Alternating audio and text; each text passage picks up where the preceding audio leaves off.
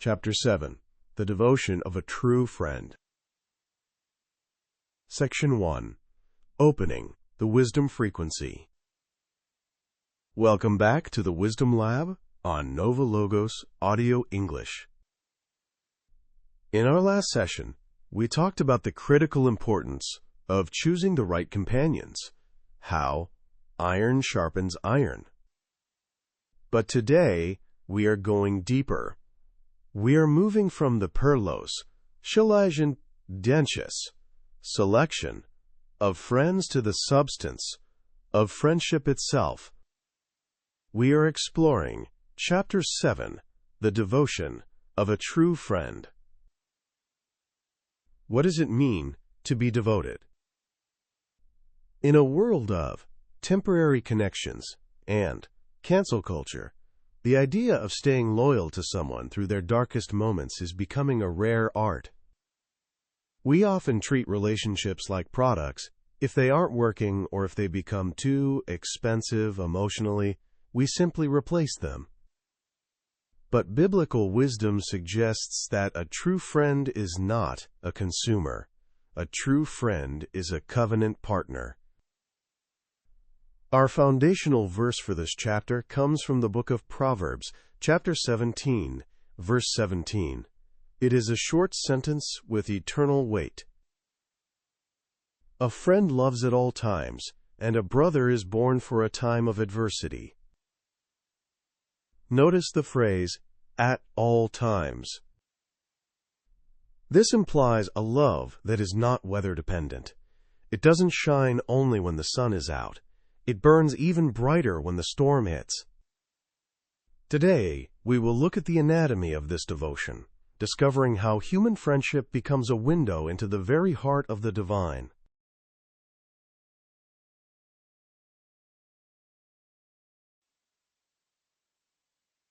Section 2. The verses, Wisdom in Multi-Angles. To understand the devotion of a friend, we must look at the concept of sacrificial presence. Wisdom literature and the Gospels show us that friendship is the highest form of love because it is a love of choice. Let's look at the words of Jesus in the Gospel of John, chapter 15, verses 13 to 15. Greater love has no one than this, to lay down one's life for one's friends. I no longer call you servants, instead I have called you friends. Think about the magnitude of that statement. The Creator of the universe uses the word friend to describe his relationship with us. 2. Lay down one's life doesn't always mean a physical death. Most often, it means laying down your time, your agenda, and your ego for the sake of another. It is the ultimate act of devotion. Now let's look at the Book of Sirach, chapter 6, verse 16. A faithful friend is a life-saving remedy, such as he who fears God finds. The word remedy, or medicine, is key. A devoted friend doesn't just feel sorry for you. Their presence actually heals you. When you are poisoned by discouragement or sickness, the devotion of a true friend acts as an antidote. But what about when a friend makes a mistake? Wisdom doesn't demand perfection. It demands loyalty. Look at Proverbs chapter 17, verse 9. Whoever would foster love covers over an offense, but whoever repeats the matter separates close friends. Devotion means having the strength to cover an offense, not to ignore it, but to refuse to weaponize it. A devoted friend is a vault, not a megaphone. They protect your dignity even when you have stumbled. This is the sturdy shelter we discussed, now manifested as active protective love.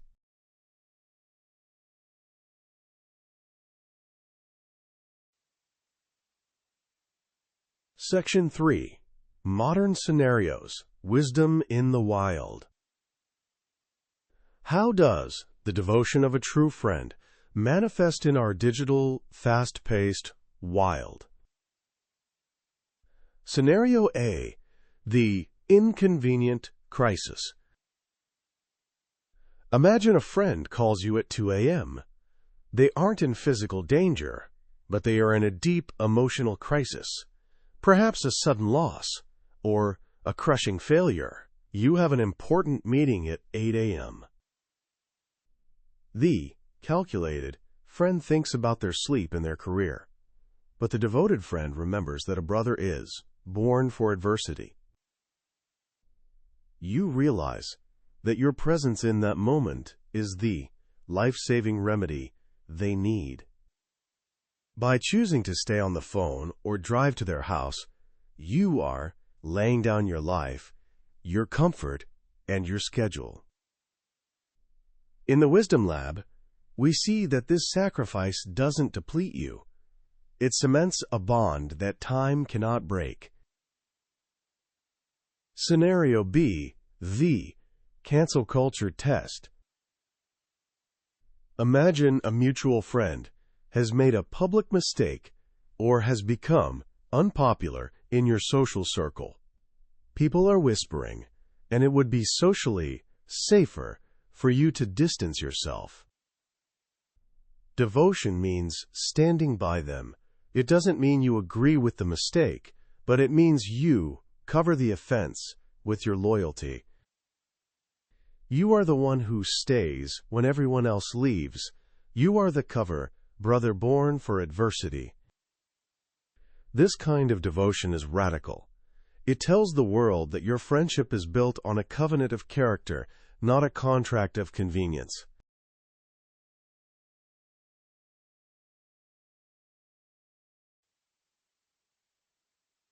Section 4. The Wisdom Paradox, the Balance Point. Now let's explore the wisdom paradox, absolute loyalty versus speaking the truth. The paradox is that a devoted friend must be 100% loyal, yet they must also be 100% honest, even when that honesty hurts. The balance point, loving presence versus wounding truth. 1. The error of. If you are so loyal that you never correct your friend's destructive behavior, you aren't being devoted, you are being an accomplice. This is false peace. You are watching them walk toward a cliff and saying nothing, because you want to be nice. 2. The error of the critic.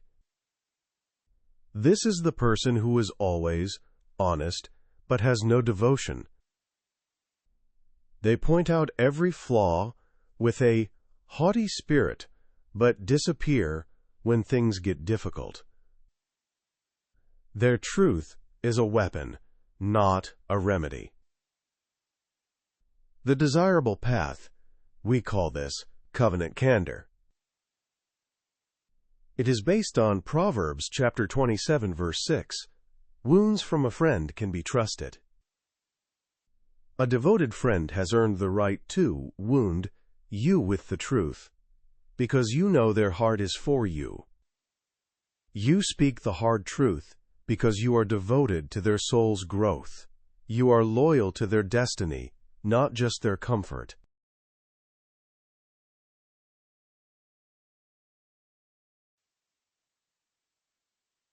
Section 5. Language Masterclass, the Structure of Wisdom. Let's look at the beautiful and precise English of devotion. A. Loves at all times. This is a comprehensive phrase.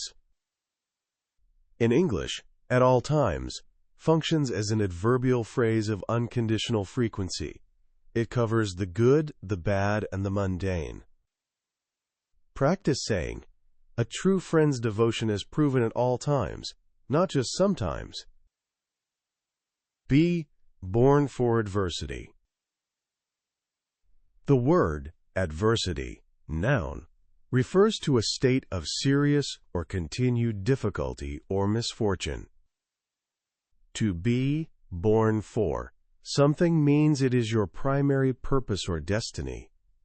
This phrase suggests that the true test and purpose of a brother is revealed when things go wrong. Circa cover an offense. To cover, verb, in this context, doesn't mean to lie or to hide a crime.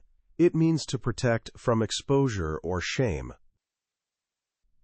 In English, we use this to describe someone who has your back. I knew I could trust him because he chose to cover my offense rather than gossip about it.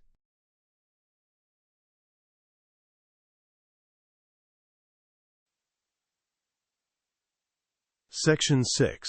Closing. Seal the word. As we finish our 7th session in the Wisdom Lab, I want you to think about the people you call friends. Are you a life-saving remedy for them? Are you a sturdy shelter when they face adversity? Devotion is a choice we make every single day. Today, look for an opportunity to cover an offense or to offer your presence where it is inconvenient. Be the friend that loves at all times. Remember the words of Proverbs, chapter 17, verse 17. A friend loves at all times. When we love this way, we are mirroring the greatest friend of all, the one who laid down his life so that we could be called his friends. In Chapter 8, we will shift our focus from our connections with others to the mastery of our own hearts. We will explore self-discipline and inner peace, discovering how the power to govern ourselves is the only true path to a peace that the world cannot give. If you are ready to practice the art of devotion today, please like this video and subscribe to NovaLogos Audio English. Let's become the kind of friends the world is starving for. Until next time, be devoted and walk in peace. Goodbye.